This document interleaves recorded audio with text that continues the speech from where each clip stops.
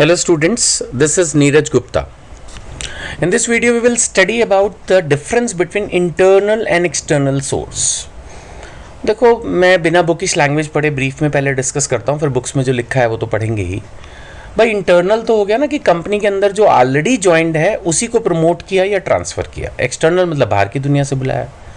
Obviously अगर आप internally किसी को अपॉइंट कर ले तो ये क्विक भी होगा, फटाफट हो जाएगा ना, हाथ के हाथ बोल दिया अगले दिन से ही हो गया.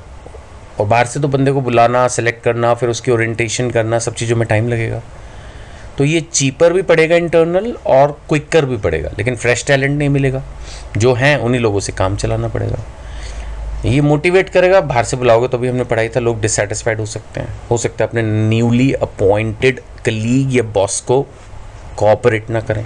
All this kinds of things are very much possible, right. तो चलो पढ़ते हैं, इतना ही है, ज़्यादा कुछ है नहीं. Difference between internal and external sources of recruitment. पहला, internal means making use of existing staff. आपको मैंने पहले ही पढ़ाया था. इंटरनल का मतलब जो ऑलरेडी ज्वाइंट है उसमें हम ट्रांसफर या प्रमोशन यूज़ करेंगे. एक्सटर्नल का मतलब आउटसाइड द ऑर्गेनाइजेशन से आप ढूंढ रहे हैं, सर्चिंग, खड़े नहीं है बाहर लोग. You are searching, you are creating a pool, then you will be going to select them.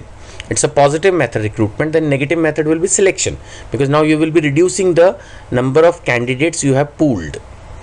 Choice naturally इसमें लिमिटेड है और इसमें वाइडर है. ये कॉस्टली है. एक्सटर्नल वाला प्रोसेस कॉस्टली है, लेंदी है, लेकिन आपको वाइडर चॉइस देता है. Third is economy. हाँ, it's cheaper, there is no cost of publicising the vacancy, यानी कि दुनिया को बताने की जरूरत नहीं है कुछ भी. It's costly, has lot of money spend on पब्लिसाइजिंग. पब्लिसाइजिंग आप कैसे करोगे? मे बी टीवी में दोगे, मे बी न्यूज़पेपर में दोगे, even naukri.com and all that. उसमें मेरे ख्याल से फ्री नहीं है. कुछ जो नई कंपनियां आती हैं वो कभी कभी एक आध वैकेंसी फ्री अलाउ कर देते हैं, लेकिन उसमें कोई खास रिस्पॉन्स मिलता नहीं है. तो practically cost of publicising the vacancy is definitely there. Free में नहीं होता कुछ भी. देन अगर हम फोर्थ पॉइंट की बात करें तो ये थोड़ा सा टाइम कंज्यूमिंग तो है ही नहीं. अगर हम इंटरनल की बात करें, जैसे मैंने कहा, वो तो फिर हमने किसी को भी प्रमोट कर दिया, ट्रांसफ़र कर दिया, जल्दी ज्वाइन कर लेगा. अगर अर्जेंसी होगी तो आप एक्सटर्नल कर ही नहीं सकते. बाहर से तो बंदा आप अप्लाई करवाओगे, बुलाओगे, फिर वो 100 बातें होती हैं. और कई बार कॉर्पोरेट सेक्टर की मैं बात करूं, 99% तो बंदा वहाँ पे ज्वाइन किया हुआ होता है ऑलरेडी कहीं, और सब जगह 1 महीने से 3 महीने का नोटिस पीरियड होता है. तो if you are looking for a employ quickly, फिर तो हो ही नहीं सकता है. कॉर्पोरेट सेक्टर में तो बहुत ही मुश्किल है, क्योंकि वहाँ पे सब जगह ये होता है कि ठीक है, बंदे ने आपसे बात कर ली, फिर वो कहेगा अब मेरे को पिछली कंपनी में नोटिस देना है 1 महीने का, 3 महीने का, व्हाटएवर, फिर वो आपके पास ज्वाइन करेगा. It's a due process, requires a lot of time. But internally आपने किसी को भी प्रमोट कर दिया तो मैंने कहा ना, वो तो ही can join the same day और नेक्स्ट डे.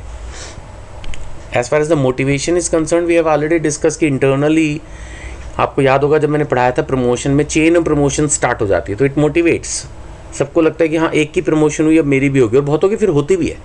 मैंने एग्जांपल लिया था कि अगर वाइस प्रिंसिपल को प्रिंसिपल प्रमोट करेंगे तो एक तरफ तो वाइस प्रिंसिपल सर मोटिवेट होंगे, और दूसरी तरफ अब जो HOD है या कोई और पोस्ट पे है वो प्रमोट होगा फिर वाइस प्रिंसिपल पे आने पे. तो अगर हम इंटरनल सोर्सेज को यूज़ कर रहे हैं तो definitely it is a motivating factor for our employees that we get recognition of our work results and we get promotions. जबकि इसमें तो अगर हम एक्सटर्नली बाहर से किसी को बुलाते हैं, अपॉइंट करते हैं, तो उसमें थोड़ा सा एम्प्लॉयज़ में डिससेटिस्फैक्शन हो सकती है. यार हम इतने साल से मेहनत कर रहे हैं, काम कर रहे हैं, लेकिन कंपनी ने हमें नहीं प्रमोट किया, या एक पर्टिकुलर पोस्ट क्वालिटी के लिए हमें नहीं कंसीडर किया, बाहर से बुलाया, यानी कि हम तो फिर किसी काम के हैं ही नहीं.